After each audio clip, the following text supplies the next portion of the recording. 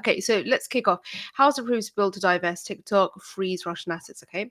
The legislation meant to act as a sweetener for Republicans to consider foreign aid for Ukraine, Israel, and Taiwan overwhelmingly passed the chamber. The House passed a measure Saturday, and that was today. That aimed still Saturday. Yeah, it's a school night, so that's why I'm streaming late. That it's not a school night. Sorry, that's why I'm streaming late. The House passed a measure Saturday that aims to force a sale of TikTok and seize frozen Russian assets to pay for Ukraine's reconstruction, as well as impose sanctions and other punitive measures against Russia, China, and Iran. The bill, filled with GOP policy sweeteners, was included in Speaker Mike Johnson's foreign aid funding package as a way to bolster Republican support for tens of billions of dollars in long delayed aid for Ukraine, Israel, and the Indo-Pacific. The House approved the measure in an overwhelming 360 to 58 vote. Right, now we're going to get into a little bit about, well, mostly about um, TikTok specifically. So again, I'm going to Politico. I'll hop around a bit. There'll be multiple articles and outlets I look at. So technology, an updated TikTok bill changes the game in Washington. So this is before it was actually passed, but there's some analysis in here that is useful. So let's just skip ahead. So a bill to potentially ban TikTok, it says could be passed, so we know it's passed and signed into law as soon as next week, depending on how quickly the Senate moves, which could mark a sharp ending to 4 years of attempts by two presidents to curtail the influence of the Chinese linked app. If President Joe Biden signs the bill as promised, it would mark an abrupt close to a frantic and high-powered pressure effort by the popular social media app to stop the bill. So far, the company's efforts to deploy the clout of its users, including urging TikTokers to swamp lawmakers' phones and bringing creators to Capitol Hill, have largely backfired. A direct effort by Chinese diplomats to lobby Hill staffers, reported by Politico, instead only hardened the sense of Washington China hawks that the app was a dangerous proxy for Beijing. With the House of Reps set to pass the TikTok bill, as we know they have, as part of a major aid package over the weekend, the ball would be in the Senate's court, where friction already seems much lower than it was in March when the TikTok bill first moved through the House. If the bill passes, as we know it has, TikTok is then expected to shift its fight to the courts, arguing the law is unconstitutional, unfairly targeting a single company and violating the First Amendment. All of this looked far less urgent last month when the US Senate seemed ready to slow roll any kind of forced sale, parking the bill in the Commerce Committee after the House overwhelmingly passed it in March. This time round, the Senate can't dodge the ball headed at them.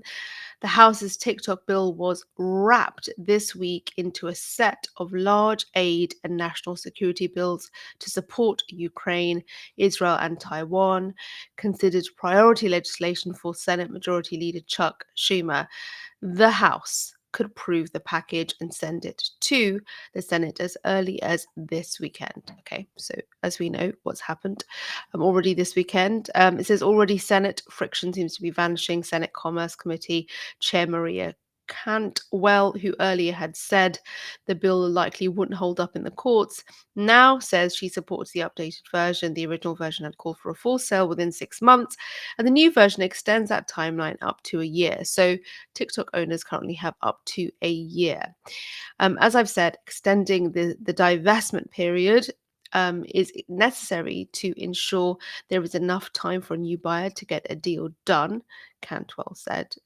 I support this updated legislation. Schumer's office declined to say when he would bring it to a Senate vote. If the House passes the bill, the Senate could cancel its planned recess and take them up as soon as next week. In a sign of potential retaliation from a geopolitical rival, China reportedly ordered Apple to remove Meta's WhatsApp and Threads from its App Store Friday.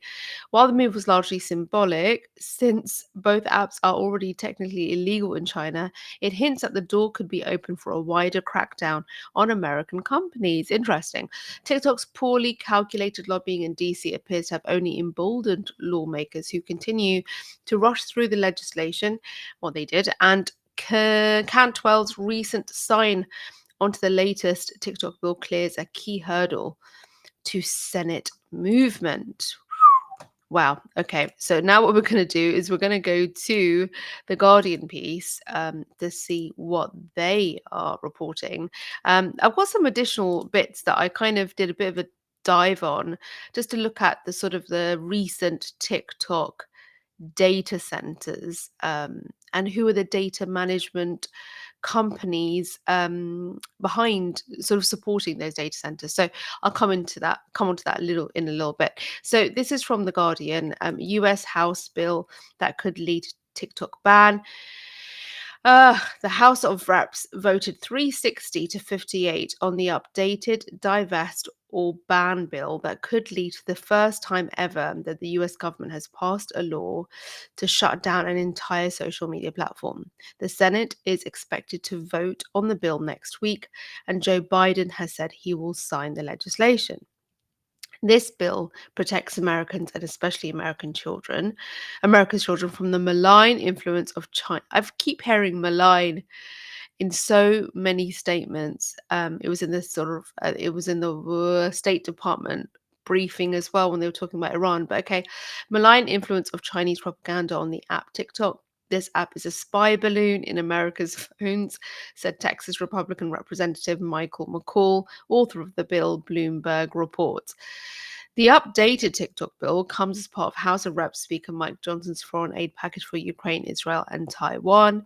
The passage of the updated version of the bill came after Maria Cantwell, the Senate Commerce Committee chair, urged the House in March to revise the bill's details, which now extends TikTok's parent company ByteDance's divestment period from 6 months to a year. In a statement released on Tuesday, Cantwell said, "As I've said, extending the divestment period is necessary." Okay, we already covered that. Critics of the popular social media app argue that ByteDance, which is based in China, could collect user data and censor content that is critical of the Chinese government. In March, Avril Haines, the director of national intelligence, warned in a House Intelligence Committee hearing that China could use TikTok to influence the US 2024 presidential elections. Meanwhile, TikTok has repeatedly said that it has not and would not share US user data with the Chinese government. TikTok is an interesting. I don't see how that could happen, especially considering who's okay. We'll come to the data centers in a second. TikTok is an independent platform with its own leadership team, including a CEO based in Singapore, a COO based in the US, and a global head of trust and safety based in Ireland. We'll get to that. There's one existing Dublin data center, and I think a new one in Ireland coming as well, and there's another one in Norway. In response, earlier this week to the House's then upcoming vote, TikTok wrote a post on social media. Oh man, the holes in this. Wrote a post on social media expressing its displeasure at the bill and the US's ability to shutter a platform that contributes 24 billion to the US economy annually. Following the bill's passage, TikTok said it is unfortunate the House of Representatives is using the cover of important foreign and humanitarian assistance to once again jam through a ban bill that would trample the free speech rights of 170 million Americans, NPR reports.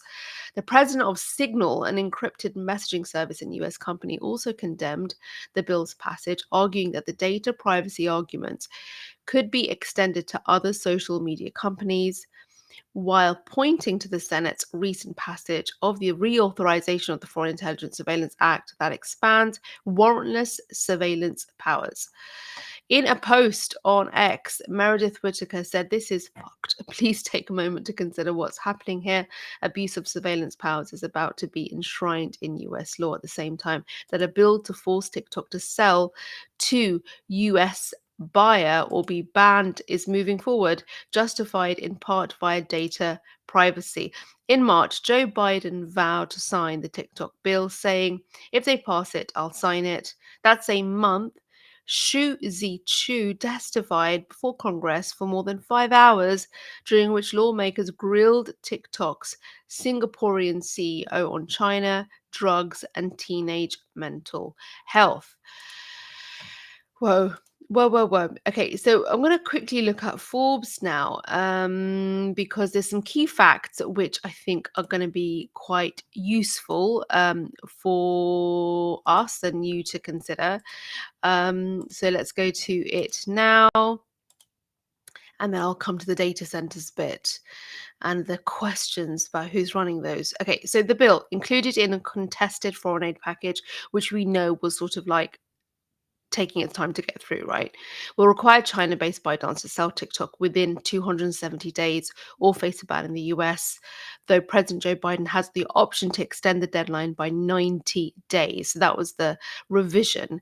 An earlier version of the bill requiring ByteDance to divest within 180 days was fast-tracked and approved with bipartisan support in the House last month after it received rare, unanimous approval from the House Energy and Commerce Committee.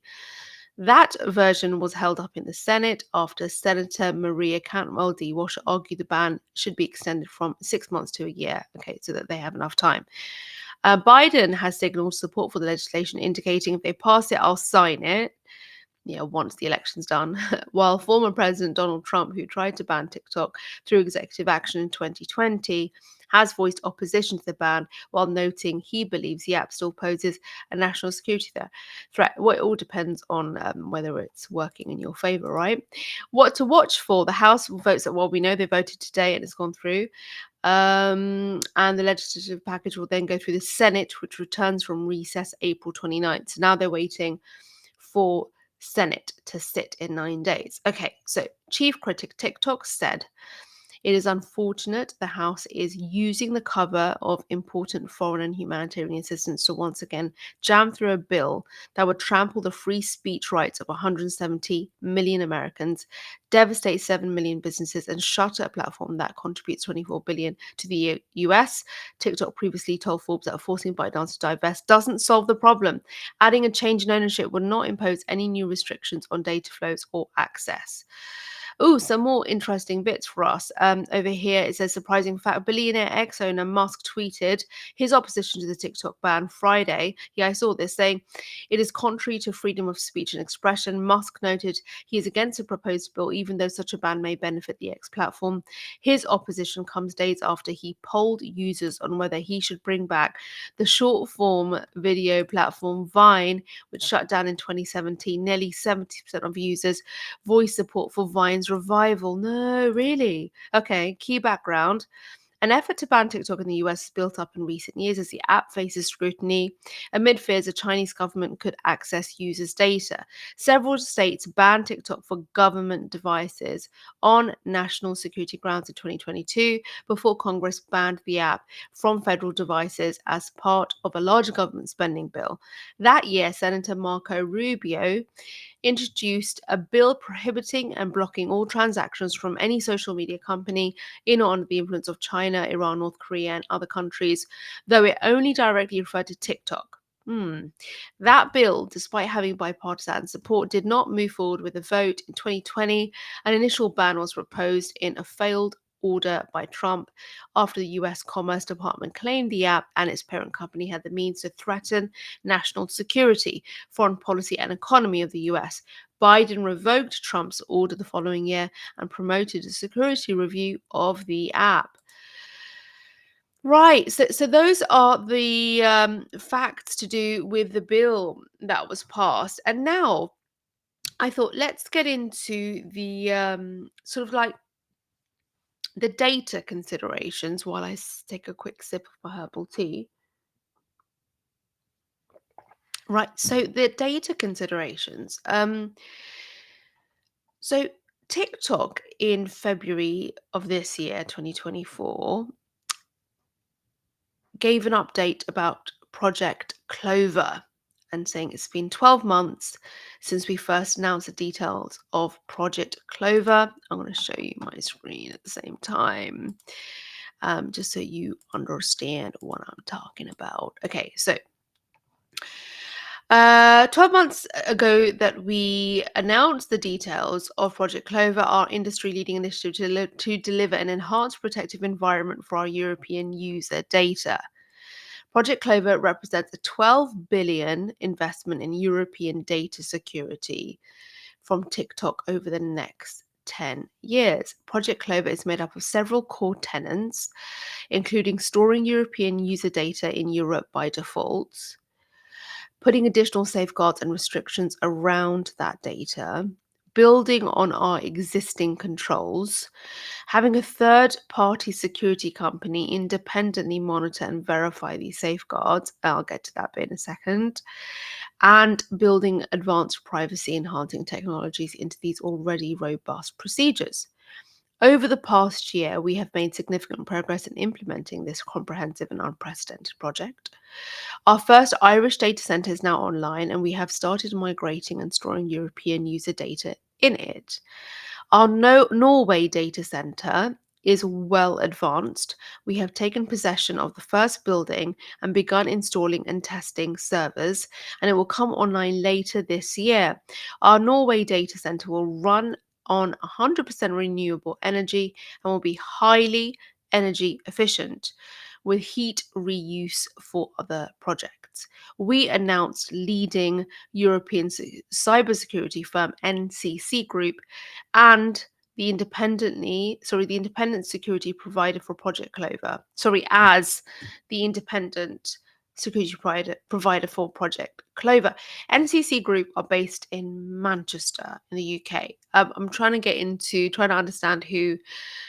I've looked at who the board of directors are, trying to look into the ownership. I'll come to that in a second. So, NCC Group will independently audit our data controls and safeguards, monitor data flows, provide independent verification of security protocols, and report any incidents.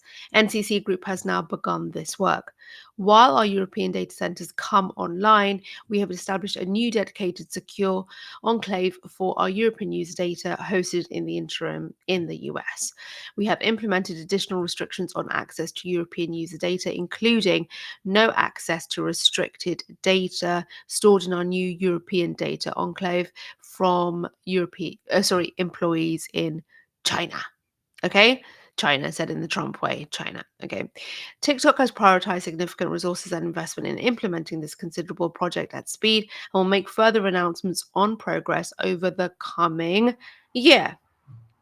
Project Clover delivers an even greater industry-leading set of safeguards for the data of our more than 150 million users across Europe. Now, I don't think these data centers are going to impact the new owners of TikTok if it all goes ahead. Because why? Why is that?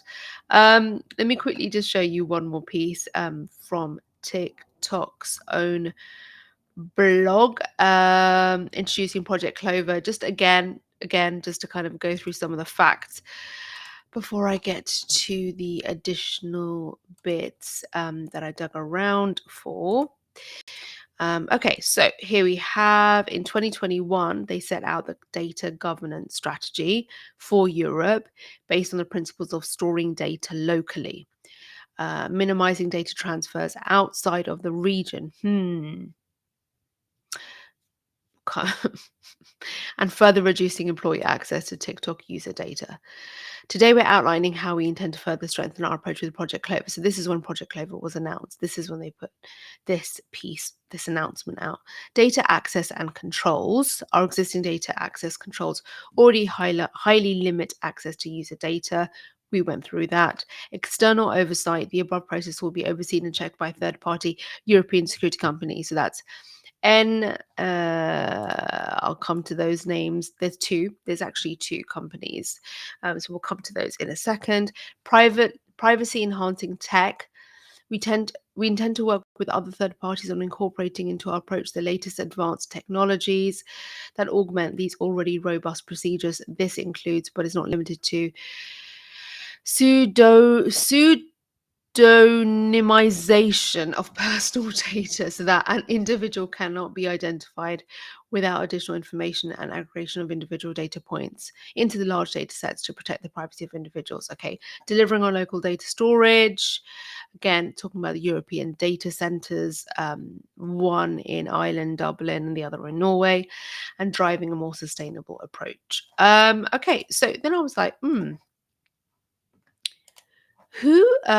is running the data center for them in Norway? Let's just start there. Let's just start. Who is? Okay, it's this company called Green Mountain. Green Mountain to build 90. So this is last year. Okay, this is last year. So Green Mountain to build 90 to 100. Okay, Chinese-owned social media platform TikTok will use a data center in Norway with a capacity of up to 150 MW. What does MW stand for again? Sorry, forgot. Built and operated by Green Mountain, the OSL2 Hamar site will consist of 5 buildings. Okay, TikTok has signed an initial contract for 3 buildings, right? Facility will be fully powered by renewable energy. Something about the Hamar region. This is the first hyperscale data center of this scale in Norway, and we are grateful for TikTok's vote of confidence in the project. March 9th, representatives of the Norwegian government, local authorities, and TikTok will be at launch events. That was last year. TikTok said that the data center, along with 2 planned Dublin Island facilities, so there's one already, were all part of its Project Clover. Project Clover is a program focused on creating a secure enclave for European TikTok user data. And European TikTok user data will begin to be stored locally on the first Dublin data center. Okay. And then it says TikTok separately has the Oracle cloud-based Project Texas initiative in the works to store US data locally. Okay. So now we think about, so why are these external companies what they're going to have access to our data, right? Okay, so we know Oracle CEO is Israeli American, and we know that there's been plenty of reports about Oracle being an American company and having a UK government contract, and also having access to data in other sort of foreign territory. So that bit is suspect. Okay, you do the math. Then I checked. Well, who owns the Green Mountain? Green Mountain. Okay, it's the Azrieli Holdings company group. It's an Israeli real estate and holding company named after its founder David Azriel. Okay, so that's interesting. Okay, again, just do the math. You can look into it, verify what I'm saying. That is all part of media literacy. And then the NCC Group, at a glance, is a global cyber and software resilience business operating across multiple um, sectors, geographies, and technologies. What they do is assess, develop, and manage cyber threats across our increasingly connected society. We advise global technology manufacturers, financial institutions, critical national infrastructure providers, retailers, and governments on the best way to keep businesses, software, and personal data safe. Who are they? This is let's see. Chris Stone, non-executive chairman, Mike Madison, chief exec officer, Guy Ellis, chief financial officer, Julie Chakraverty, senior independent non-executive director, Mike Etling, and the list goes on, right? There is an executive committee, Andrew Lemon. That's these names, man. That's creative. Lemonophides. Okay. Angela Brown. Okay. Okay. I was looking for some names associated with this company. I did actually go onto their sort of like record. It's on the FT as well, but couldn't find much that was like super revealing. But yeah, again, interesting. It's interesting that there's this sort of like argument that there is this threat to data breach, a threat of a data breach, a risk of it, and that's sort of been formed. That's like one of the arguments that's being formed in order to pass this bill through. But we know currently the majority of the data management is outsourced to American and Israeli companies. Last bit, last bit is right here. TikTok opens data center in Dublin, bid to combat European privacy concerns. As you see here, Chinese-owned app also announced a UK-based cybersecurity company will independently audit data controls and protections. So they'll have access. TikTok has begun shifting European citizens' user data. So if you're in Europe, your data, and if you're in the US, it's going to be managed by Oracle. Okay. Okay, so we know about the Dublin site. We know also that the Irish capital has begun the migration of European user data. TikTok expects a full migration of personal data of users from the European Economic Area and UK by the end of 2024 to those data centers, which will then be the default data location for users within this region. Currently, TikTok stores its global user data in the US, Malaysia, and Singapore. NCC Group, the one I mentioned, a UK-based cybersecurity company, will independently audit TikTok's data controls and protections, monitor data flows, provide verification, and report any incidents. Stephen Bailey, Global Director of Privacy at NCC Group, said we will be conducting security assessments of the TikTok platform, validating the type of data being transferred or accessed in the European data centers, and we will also be conducting security assessments of the TikTok platform from mobile iOS devices and Android to look for security vulnerabilities or misconfigurations. The NCC is able to have discussions with national security or regulators without TikTok being involved. Whew. Third-party oversight and new data centers come after TikTok announced Project Clover, which I've already covered, a data security program. US's equivalent program, Project Texas, will store data from American users within their own country on servers run by the tech firm Oracle. Already cover that. The announcement of TikTok storing European data locally follows global concerns and allegations of TikTok data being accessed or manipulated by the Chinese government. But then who else could possibly manipulate it? Right. The rest is a complete repetition of what I've already said. Now, I just wanted to have a quick look at this, which sort of popped up. I lie, it didn't pop up. I was doing some searching and I was like, oh, I'm just interested. I'm curious. I am curious. So, this says Oracle's second data center in Israel will be 9 floors below ground. This is in January. Oracle intends to open a second data center in Israel, which will be located 9 floors below ground level to ensure it's safe from security threats. Okay, fair enough.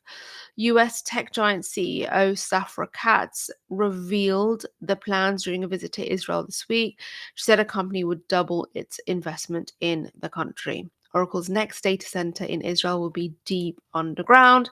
Katz visited a company's teams in Petah Tikva and Beersheba to find out more about how they had been impacted by the war between Israel and Hamas, which has been ongoing since October. She also met with Israeli politicians, including President Benjamin Netanyahu.